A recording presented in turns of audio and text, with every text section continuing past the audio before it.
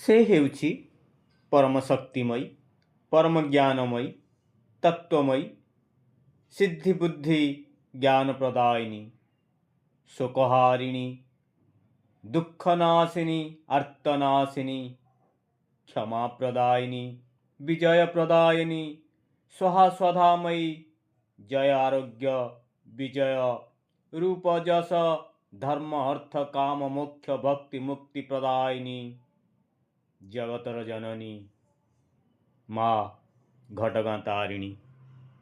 ଆଜି ମଙ୍ଗଳବାରରେ ମାର ଚରଣ କମଳରେ ଶତକୋଟି ପ୍ରଣାମ କରି ସବୁ ଉତ୍କଳୀୟମାନଙ୍କର ଶୁଭ ମନାସ କରି ଆରମ୍ଭ କରୁଛି ଆଜିର ଉପସ୍ଥାପନ। ଆଜିର ଉପସ୍ଥାପନ ମା ତାରିଣୀ ଓ ଭଗବତୀ ଶ୍ରୀରାଧା।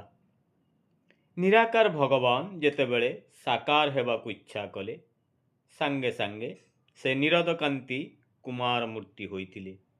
ସେ ପରମାତ୍ମା ଶ୍ରୀକୃଷ୍ଣ ନାମରେ ବିଦିତ। ତାଙ୍କ ରତ୍ନ ମୁକୁଟରେ ମୟୂର ଚନ୍ଦ୍ରିକା ବା ମୟୂର ପୁଚ୍ଛ ଶୋଭା ପାଉଥିଲା।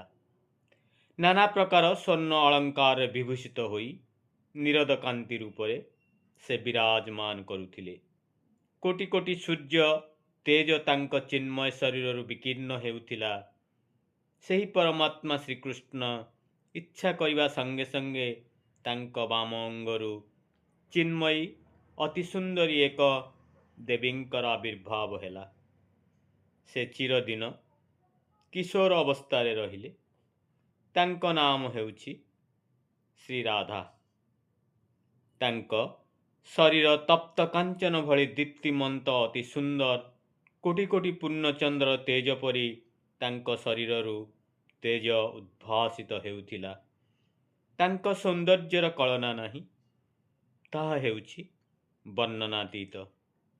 ସେ ସବୁ ଦେବୀମାନଙ୍କ ଠାରୁ ଅତୀବ ସୁନ୍ଦରୀ। ସେ ସକଳ ସୌନ୍ଦର୍ଯ୍ୟର ଅଧିକାରିଣୀ ମଧ୍ୟ। ଏହି ଦେବୀ ଚରଣାତୀତ ଏବଂ ପଞ୍ଚଭୌତିକ ଶରୀର ରହିତ। ଶ୍ରୀରାଧାଙ୍କ ଠାରେ ଜଗତର ସକଳ ସଦ୍ଗୁଣ ରହିଛି। ସେ ସର୍ବଦା ଆନନ୍ଦମୟୀ, ଆହ୍ଲାଦିନୀ। ସେ ଶକ୍ତି ସ୍ୱରୂପିଣୀ ମଧ୍ୟ। ତାଙ୍କର ବିଗ୍ରହ ହର୍ଷ ଏବଂ ସନ୍ତୋଷରେ ପରିପୂର୍ଣ୍ଣ। ଏହି ଦେବୀ ନିର୍ଲିପ୍ତା ଓ ନିରାକାର ଅଟନ୍ତି। ଈର୍ଷା ବା ଅହଙ୍କାର ତାଙ୍କଠାରେ ନାହିଁ।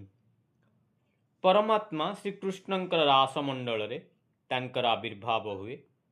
ଶ୍ରୀରାଧା ରାସମଣ୍ଡଳରେ ଆବିର୍ଭାବ ହେବା ସଙ୍ଗେ ସଙ୍ଗେ ରାସମଣ୍ଡଳୀ ଦିବ୍ୟ ଶୋଭା ଧାରଣ କରେ।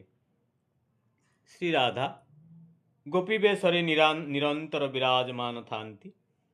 ଭକ୍ତମାନଙ୍କୁ ଅନୁଗ୍ରହ ଦେଖାଇବା ନିମନ୍ତେ ସେ ନିଜେ ଅବତାର ଗ୍ରହଣ କରନ୍ତି।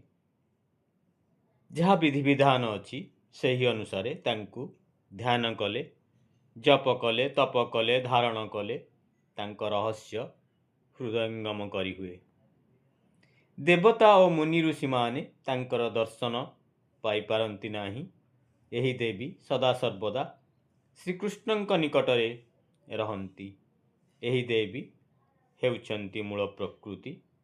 ଶ୍ରୀରାଧାଙ୍କ ଅଂଶ ବା କଳାରୁ ଅନ୍ୟ ଦେବୀମାନଙ୍କର ଆବିର୍ଭାବ ହୋଇଛି। ବ୍ରହ୍ମା ମଧ୍ୟ ତାଙ୍କର ଦର୍ଶନ ପାଇପାରନ୍ତି ନାହିଁ। ଶ୍ରୀରାଧାଙ୍କୁ ପ୍ରାଣତୁଲ୍ୟ ସ୍ନେହ କରନ୍ତି ଭଗବାନ ଶ୍ରୀକୃଷ୍ଣ। ବ୍ରହ୍ମା 60,000 ବର୍ଷ କଠୋର ତପସ୍ୟା କରି ଏହାଙ୍କର ଆଦି ଅନ୍ତ କିଛି ପାଇନଥିଲେ। ତେଣୁ ତପସ୍ୟାରୁ କ୍ଷାନ୍ତ ହୋଇଥିଲେ। ସେହି ତପ ପ୍ରଭାବରୁ ଶ୍ରୀରାଧା ବୃନ୍ଦାବନରେ ପ୍ରକଟ ହୋଇଥିଲେ।